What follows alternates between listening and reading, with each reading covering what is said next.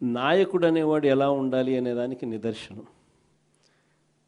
మన ఎంపీటీసీలు ఎవరైతే ఇవాళ తెగో చూపుతూ ఉన్నారో, విలువలకు విశ్వసనీయతకు గట్టిగా నిలబడి, మేము ఎంపీటీసీలమైనా జెడ్పీటీసీలమైనా కౌన్సిలర్లమైనా, అయ్యా చంద్రబాబు నీకన్నా పోలిస్తే మేము చాలా చిన్న పదవుల్లో ఉన్నవాళ్ళము, అయినా కూడా మాకు విలువలు ఉన్నాయి, విశ్వసనీయత ఉంది, రాజకీయాలకు అర్థం మేము చెప్తా ఉన్నాం.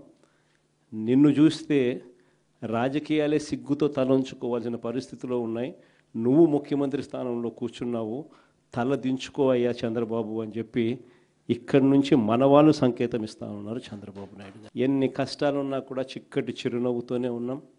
చిక్కటి చిరునవ్వుతోనే ప్రజలకు చెప్పిన ప్రకారం మేనిఫెస్టోలో ఏదైతే మాట చెప్పామో ఆ చెప్పిన ప్రతి మాట, కోవిడ్ లాంటి కష్టాలున్నా కూడా మీ జగన్ ఏ రోజు కూడా బటన్ నొక్కడంలో ఏ రోజు కూడా వెనకడుగు వేయలేదు. నేను ఒకటి చెప్తా ఉన్నా, ఈరోజు కార్యకర్తలు పడుతూ ఉన్న బాధలు నా కళ్ళతో నేను చూస్తూ ఉన్నా.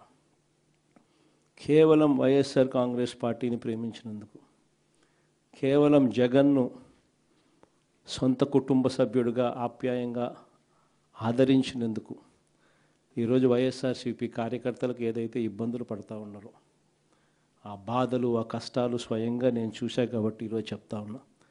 ఇక నెక్స్ట్ వచ్చే జగన్ 2.0లో మాత్రం పరిస్థితి ఇటు ఉండదు అని చెప్తాను. మొట్టమొదటి పీఠం కార్యకర్తకే వేస్తా, ఈ మాత్రం ఖచ్చితంగా చెప్తా ఉన్నా. ఈరోజు ఎవరెవరైతే పోలీసులు, ఎవరెవరైతే అధికారులు, ఎవరెవరైతే మిమ్మల్ని ఇబ్బందులు పెట్టారో అందరి పేర్లు నోట్ చేసుకోండి. నేను చెప్తా ఉన్నా, మీరు నోట్ చేసుకోండి. ఒక్కొక్కడిని మాత్రం యూనిఫామ్కు ఉన్న వాల్యూ ఏమిటి అనేది వాళ్ళకి అర్థం కావాలి.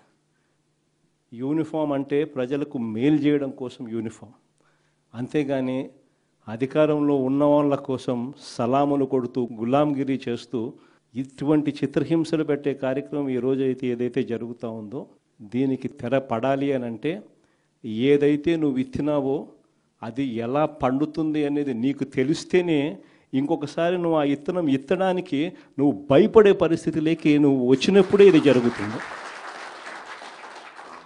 కాబట్టి ఈసారి మాత్రం ఖచ్చితంగా మెసేజ్ ఖచ్చితంగా పోతుంది. ఎవడెవడైతే అధికారి, ఎవడెవడైతే వైఎస్ఆర్సీపీ కార్యకర్తను ఎవడెవడైతే ఇబ్బంది పెట్టాడో వాళ్ళందరినీ కూడా చూస్తూ ఊరుకోము. చట్టం మీద దోషులుగా నిలబెడతాము. ఒకవేళ వాళ్ళు రిటైర్ అయిపోయి వెళ్ళిపోయినా, లేకపోతే వాళ్ళు దేశం విడిచిపెట్టిపోయినా కూడా ఎవరిని వదిలిపెట్టం. సప్త సముద్రాల అవతలున్నా కూడా అందరినీ కూడా పిలిపించే కార్యక్రమం చేస్తాం. పిలిపించిన తర్వాత సినిమా మామూలుగా ఉండదు. సినిమా మాత్రం అదో లెవెల్లో ఉంటుంది. సినిమా మాత్రం